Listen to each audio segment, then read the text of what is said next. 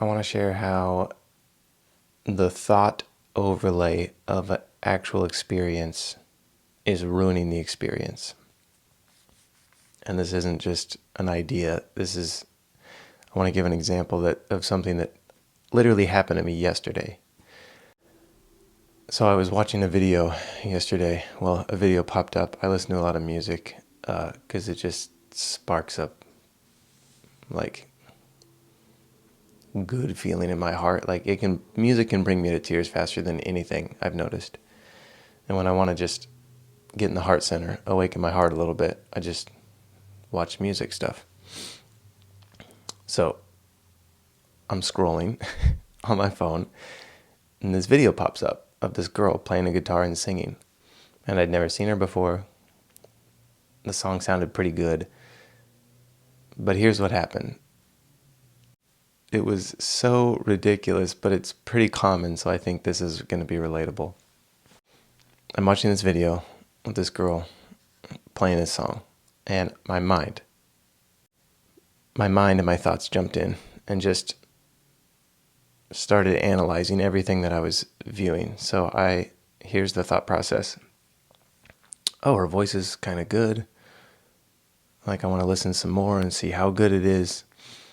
And then, from certain angles, she's kind of attractive. But then from other angles, she looks kind of plain. So my mind's trying to decide, like, is she attractive? Does she have a good voice? And then I was trying to recognize the song. Like, I've heard this song before. What song is this? All these things are happening, and probably more that I wasn't aware of. As I'm trying to watch this video and enjoy this music that's being played, my mind is ruining it. And I was completely missing the experience. Now, luckily, I have had enough practice to see where this happens. And within a few seconds, I noticed what was happening. And I didn't get mad or judge it. I just noticed it and stopped doing it. So I noticed, I'm overlaying this experience with all my thoughts that are unnecessary. So I let that go and instantly tuned in to the sound, the feeling, the emotion that she was putting into the song that was coming through, just the sensations I was feeling in my body because of what was being heard. So it's like my mind turned off, and I actually showed up for the experience without the overlay of my thoughts. I instantly teared up because of how beautiful and how her heart was coming through the music. It was amazing. The thing is, that was about a minute into listening to her. And that first minute, I didn't have any emotion, wasn't really paying attention, and I pretty much missed it. And then the rest of the song, without my mind overlay, was absolutely stunning and beautiful. And here's the craziest part. Nothing changed on her end. She was singing the same song. The only thing that changed on my end was how I was experiencing what I was seeing, what I was feeling.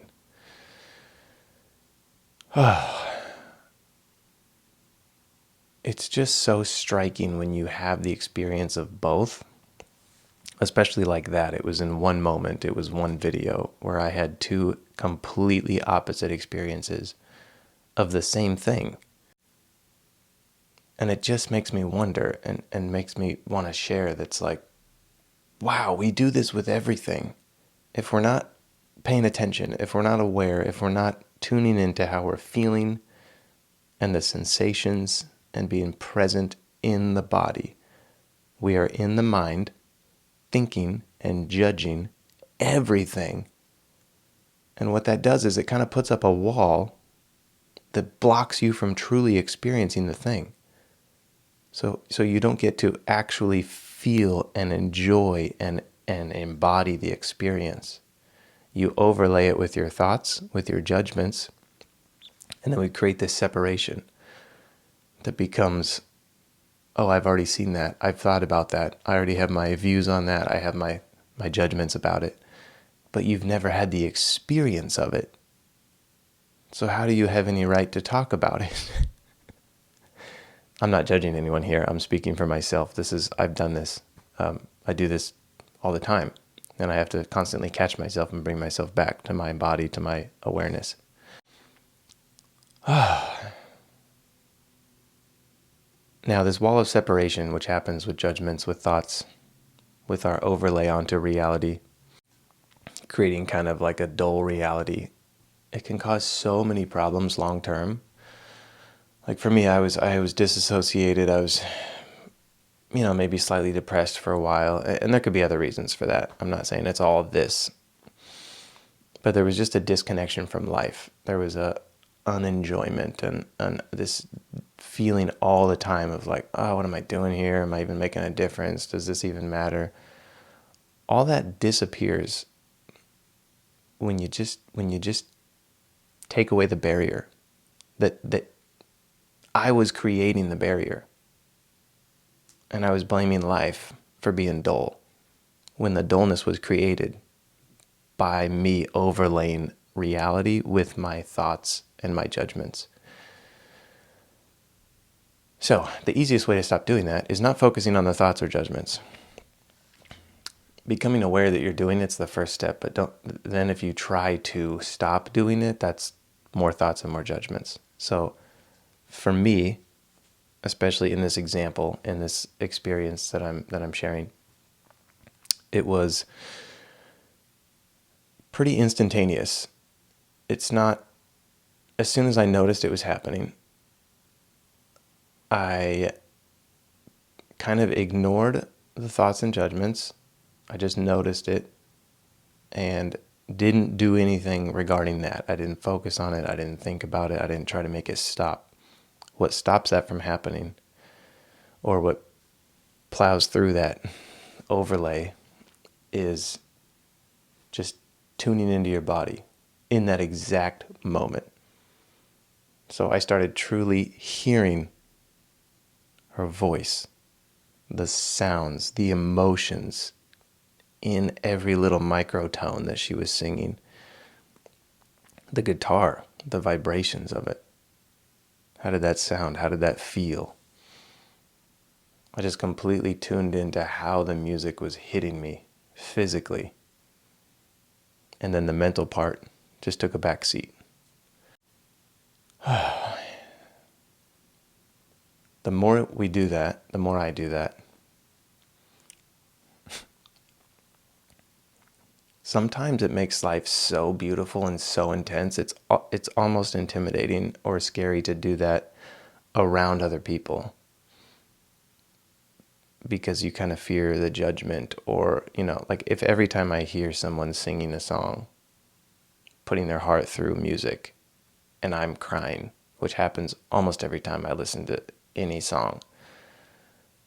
If I'm doing that in front of other people, then there's fear of like judgment and what they're going to think. Like, this isn't normal. Not everyone does this. So that can stop it from happening, but it's not really necessary, because once you start living this way, you start realizing how beautiful it is, and the care and the concern of what people think kind of disappears. Anyway, I'll keep this short. I just want to get on here and give that short example because it just happened to me yesterday, and I thought, wow, this is a beautiful reminder of really the two complete opposite sides of how we can live in every moment. And this was just, for me, a few minutes, and that made it very obvious what I was doing. So yeah, in every moment, if you catch yourself overthinking or judging or having strong opinions about something, don't try to stop them. Just notice it's happening and try to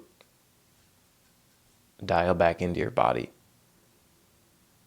and feel it, and just try to feel what you're feeling.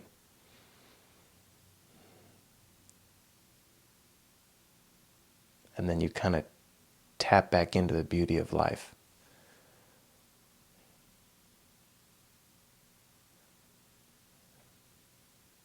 That's it for now.